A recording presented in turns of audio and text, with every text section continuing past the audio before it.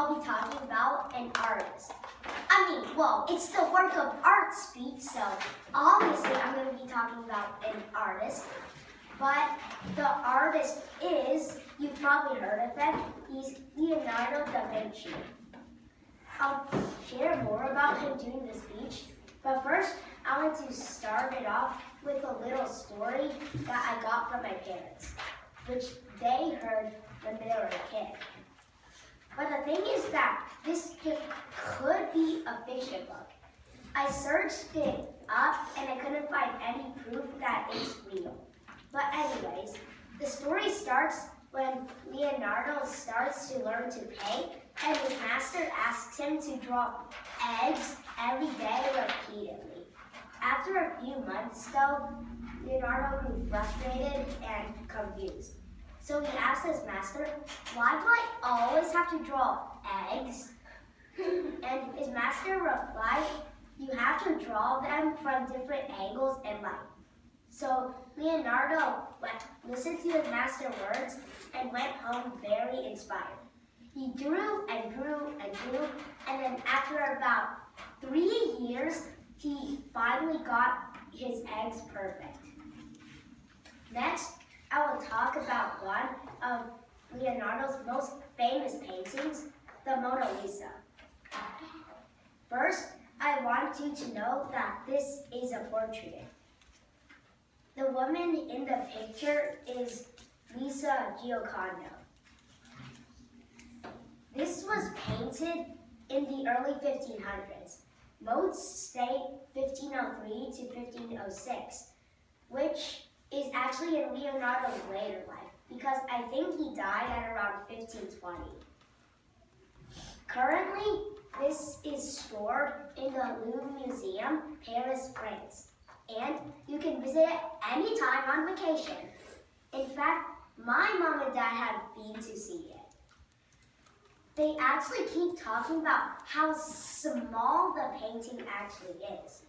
But despite the size, there are just flocks of people going to see it every day and taking so many pictures, like a grain of pollen surrounded by a swarm of bees.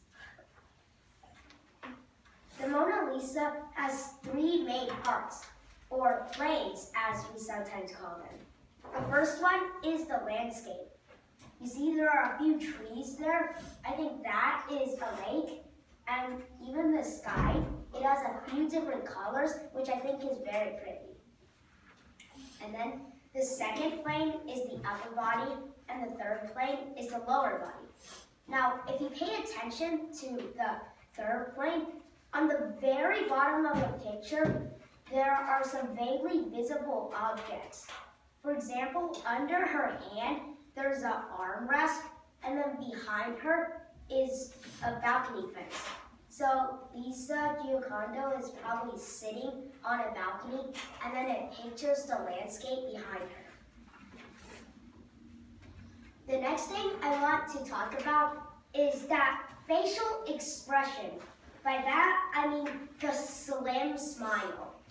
And people have always been wondering what is up in her mind. I mean, you can still call it a smile, but again, it's very slim, which makes it mysterious. Nothing happened.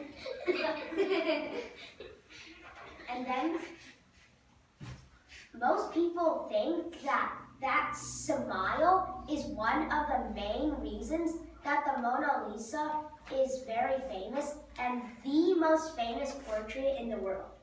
I even have proof for that theory.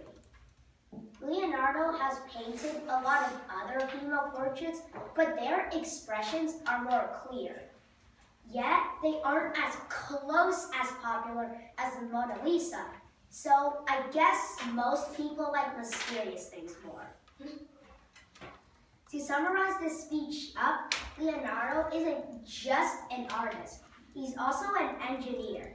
He invented the first bike, and he also drew a blueprint of the first airplane, much like the one the Wright brothers made 300 to 400 years later. He also is a doctor, and once he sketched out the human muscles and skeleton. And the reason he can do all of this is because he's very high productive and he works very hard every day. Okay, now I don't want to be too exaggerated, but how is a person supposed to be this productive? Well, I think we can get some ideas from the egg story. At that time, Leonardo listened to his master and went out and drew all of those eggs repeatedly and every day. And after years of hard work, he finally accomplished his goal. So what I want you to learn from this is always work hard and repeated practice makes perfection. Thank you.